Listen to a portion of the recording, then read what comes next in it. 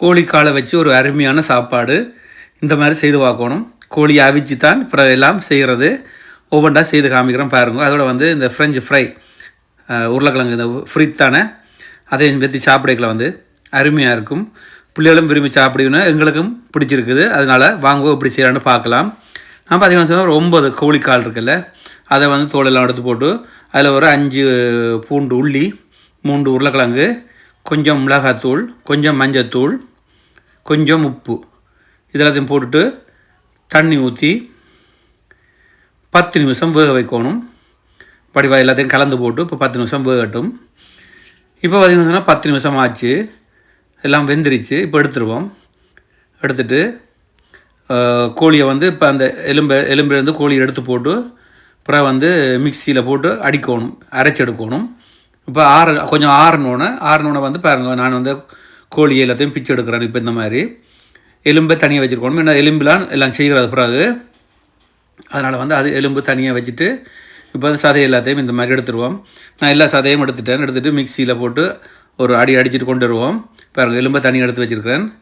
இதை வந்து இப்போ அரைச்சி எடுத்துகிட்டு வந்துடுவோம். உருளைக்கிழங்கும் உள்ளி அவிச்ச உள்ளியும் அதில் அடக்க பாருங்கள். இப்போ அரைச்சி எடுத்தாச்சு. இது கோழி வச்சு பாருங்கள், மிக்சியில் போட்டு அடித்து எடுத்ததுனால அதில் வந்து கொஞ்சம் ஒரு ஒரு கொஞ்சமாக இஞ்சி, ஒரு சின்ன துண்டு இஞ்சி சின்ன சின்ன வட்டி போட்டிருக்கேன். அதோட பார்த்தீங்கன்னு சொன்னால் ஒரு வெங்காயம் அதையும் சின்ன சின்ன வட்டி போட்டுட்டு ஒரு சின்ன கரண்டியால் ஒரு கரண்டி அரை அடித்த மிளகாய், அதோட ஒரு கரண்டி மிளகு சீரகம், அதோட கொஞ்சமாக உப்பு, கணக்கை போட தேவையில்லை. அதோட அது எல்லாத்தையும் சேர்த்து கலந்துட்டு இப்போ சீஸ் தூள் இருக்குது தானே, அதையும் இதோட சேர்த்து கலந்துருவோம். அப்போ உள்ளே வந்து அப்படி நல்லா ஒட்டுற மாதிரி இருக்குது, நல்லா இருக்கும். இப்போ வந்து அந்த எலும்பில் வந்து இப்போ இந்த மாதிரி உருண்டை பிடிச்சிட்டு தப்பி போட்டு எலும்பை நடுவில் வச்சுட்டு இப்போ வந்து மூடி விடணும். இப்போ எல்லாத்தையும் அமர்த்தி இந்த மாதிரி முன்னுக்கு பின்னுக்கு எல்லாத்தையும் அமர்த்தி இந்த மாதிரி செய்து எடுத்தால் பாருங்கள், எல்லாத்தையும் செய்து எடுப்போம். அதே நேரத்தில் வந்து நான் எண்ணெயை வந்து கொதிக்க விட்டுட்டேன். எண்ணெய் நல்லா கொதித்து வந்தோடனே அடுப்பை வந்து கொஞ்சம் குறைச்சி விட்டுட்டு அப்புறம் இதை பொரிச்சு எடுக்கணும். ஏண்டா எண்ணெயாக இருந்தால் அப்புறம் கறி போயிடும்.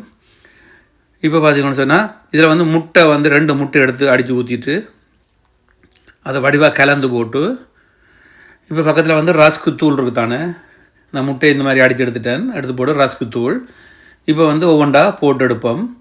நல்லா முட்டையில் வந்து வடிவாக தோய்ச்சி போட்டு இப்போ ரஸ்க்கு தூளில் வந்து வடிவாக பிரட்டி எடுக்கணும். அது நல்லா வடிவாக பிரண்டு வரும்.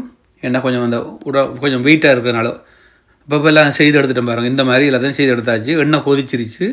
அடுப்பை கொஞ்சம் குறைச்சி போட்டு இப்போ அதில் போட்டு எடுத்துருவோம். இப்போ பாருங்கள், இதில் போடுறேன். இது ஒரு 3 நிமிஷத்தில் வந்து மற்ற பக்கம் திருப்பி விட்டால் ஒரு 2 நிமிஷம். அப்போ இந்த பாருங்கள், 3 நிமிஷத்தில் நான் திருப்பி விட்றேன். திருப்பி போட்டு இன்னொரு 2 நிமிஷம் விட்டுட்டு எடுத்தால் அருமையாக வந்துடும். இந்த கோழி பொரியல் இந்த மாதிரி செய்து பார்த்தா எப்படி இருக்கும்னு சரி செய்து பாருங்கோ. அவ்வளோத்துக்கு அருமையாக இருக்கும். சீஸ் எல்லாம் உள்ளே இருக்கிறதுனால வந்து சூப்பராக இருக்கும். முக்கியமாக வந்து பிள்ளைகளுக்கு விருப்பம், அதனால தான் செய்த நாங்களும் சாப்பிட்டோம். பிள்ளைகளுக்கு தனியாக இல்லை, நாங்களும் செய்து சாப்பிட்டோம்.